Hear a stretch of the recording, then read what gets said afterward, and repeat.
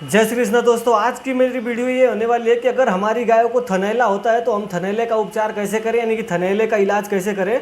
तो आज इसी के बारे में हम पूरा चर्चा करने वाले हैं कि हम अगर अपनी गायों को थनैला होता है तो उसको कैसे पहचान करें और उसको कैसे अच्छा करें।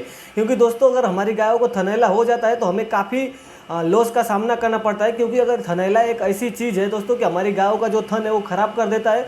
और जब थन खराब होता है दोस्तों तो उसके बाद क्या होता है कि हमारा जो दूध है, जो मिल्क कैपेसिटी वो काफ़ी घट जाता है, जिसके कारण क्या होता है कि हमें फार्मिंग में ज़्यादातर लॉस का सामना करना पड़ता है। तो दोस्तों आज हम कुछ दवाएं आप लोग के लिए बताने वाले हैं कि अगर आपके गायों को थनैला होता है तो आप अपने गायों का थनैला कैसे ठीक करें और थनैला कैसे होता है उसको कैसे पहचानें। दोस्तों जो थनैला का सबसे मेन रीज़न होता है दोस्तों वो ये होता है कि थनैला अगर आपकी जब गायों को होता है तो थनैला रोग से थन सूजे हुए गर्म और पूरे हो जाते हैं। जैसे थनों में मानिए कि एकदम थक्का थक्का पड़ने लगता है और वो जो थन होता है जो उसमें से आप दूध निकालते हो वो दही के आकार का दूध आता है, जो कि दही जैसे थक्का थक्का गिरने लगता है दोस्तों, और थन पूरा कड़क हो जाएगा। कितनी परिस्थिति में दोस्तों तो ये भी होता है कि हमारा जो गायों का थन है वो काफ़ी कड़ा कड़ा और लाल लाल भी दिखने लगता है। और जब आप उसको हाथ लगाएंगे और वो जब कड़ा कड़ा बताएगा और पूरा थक्का थक्का बना रहेगा तो आपको पूरे अच्छा से ये बात को समझ लेना है कि तुम्हारे गाय को थनैला हो चुका है। अब दोस्तों यहाँ पे क्या होता है कि जैसे थनैला हुआ अगर हम तुरंत उसका इलाज या उपचार नहीं कर रहे हैं दोस्तों तो हमको काफ़ी नुकसान हो जाता है। तो दोस्तों अब बात ये हो गई कि हमारी अगर गायों को थनैला हो जाता है तो हम उसको ठीक कैसे करें, कैसे हम उसको पूरे अच्छे तरीके से मैनेज करें ताकि हमारी गायों का जो थनैला है वो काफ़ी हद तक सुधर जाए, हमारी गाय जो है कि प्रॉब्लम में न करो।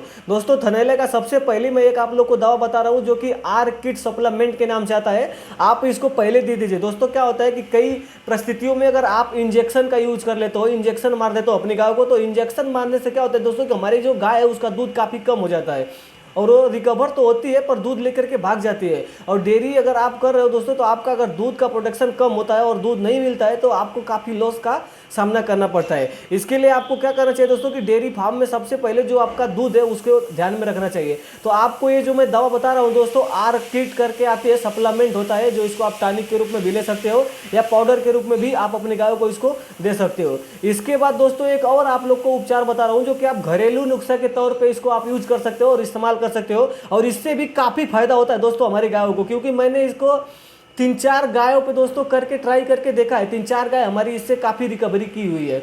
दोस्तों आंवले का रस ले लीजिए या आंवला ले लीजिए, उसको पूरी अच्छी तरीक़ा से उसका जो बीज होता है उसको निकाल लीजिए और वो बीज निकालने के बाद 250 ग्राम पर डे अपने गायों को कम से कम 10 से 15 दिन लगातार आप देते रहो। आंवले का रस देने से क्या होता है दोस्तों कि जो जीवाणु होते हैं वो काफ़ी गायों को कम हो जाते हैं और हमारी गाय को काफ़ी आराम महसूस होता है। और उसका जो आंवला होता है इससे हमारी गाय का जो थनैला है वो काफ़ी हद तक कम हो जाता है, जिससे कारण दोस्तों क्या होता है कि आंवला देने से हमें ज़्यादा कॉस्ट भी नहीं आता है और हमारे दूध पे भी कोई इफेक्ट नहीं पड़ता है और हमारी गायों का थनैला काफ़ी इजीली तरीका से रिमूव कर जाता है, जो कि ठीक हो जाता है। उसके बाद दोस्तों मैं आप लोगों को एक और दवा बता रहा हूं जो कि ये भी अगर आप यूज कर रहे हो तो आपकी गायों का जो थनैला है वो काफ़ी हद तक कम हो जाएगा और थनैला शायद आने वाले समय में आप उसको रोक सकते हो। दोस्तों क्या होता है कि आप अगर आपकी गाय को थनैला हो गया तो उसके बाद आप एलोवेरा लीजिए।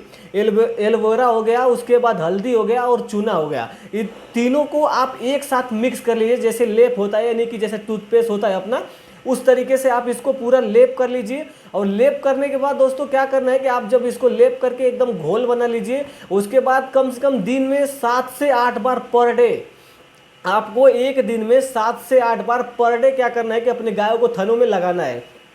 जब अपने गायों के थनों में पूरा अच्छे तरीके से दोस्तों चारों को अगर लगा दे रहे हो तो उससे क्या होगा कि आपकी जो गाय का जीवाणु है, बैक्टीरिया है, वो काफ़ी हद तक ये मार देता है। जो कि सूजन होता है, कड़कपन होता है, वो भी काफ़ी ढीला हो जाता है, जिससे कारण क्या होता है कि आपकी गाय को जो थनैला है वो काफ़ी तेज़ी से रिकवरी होता है। और आपको दोस्तों ज़्यादा दिन नहीं, सिर्फ 3 से 4 दिन इस जो बता रहा हूँ मैं इसको लगाना है। एक बार और आप लोग सुन लीजिए, एलोवेरा ले लीजिए, हल्दी ले लीजिए और चूना ले लीजिए और इन तीनों को एक साथ मिला लीजिए। जैसे कि हमारा टूथपेस्ट होता है, यानी कि कोलगेट हम करते हैं, उस तरीका से आप इसको एकदम लेप जैसा बना लीजिए। और उसके बाद अपने गायों को दिन में 4 से 5 बार पर डे 3 से 4 दिन लगातार आप एक काम कीजिए कि अपना लेप बना करके गायों के थनों में लगा दीजिए। इसको लगाने से दोस्तों आपके गायों का थनैला काफ़ी हद तक सही हो जाएगा। दोस्तों क्या होता है कि हमें जब गायों को थनैला होता है और हमें नॉलेज नहीं होता है, उस टाइम में हमें काफ़ी दिक्कत का सामना इसके लिए हो जाता है क्योंकि हम देर से जानते हैं, और जब हम देर से जानते हैं तो थनैला अगर हो गया तो हमारी गायों को हम अंग्रेजी दवा यूज करते हैं और इंजेक्शन मरवा देते हैं, जिससे हमारी गायों का दूध काफ़ी हद तक सूख जाता है और कम हो जाता है,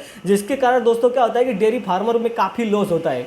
उम्मीद करता हूं दोस्तों कि मेरी बताई हुई जानकारी आप लोग को अच्छी लगी होगी। अगर जानकारी अच्छी लगी तो मेरे चैनल को लाइक, सब्सक्राइब, कमेंट जरूर कर दीजिएगा, ताकि जब भी मैं कोई वीडियो लगाऊं तो आप तक पहुंचती रहे। और कमेंट करके बताइएगा कि अगर डेयरी से रिलेटेड आपको किस टॉपिक पे वीडियो चाहिए, नेक्स्ट वीडियो में उसके ऊपर भी जरूर बनाऊंगा। जय श्री कृष्णा।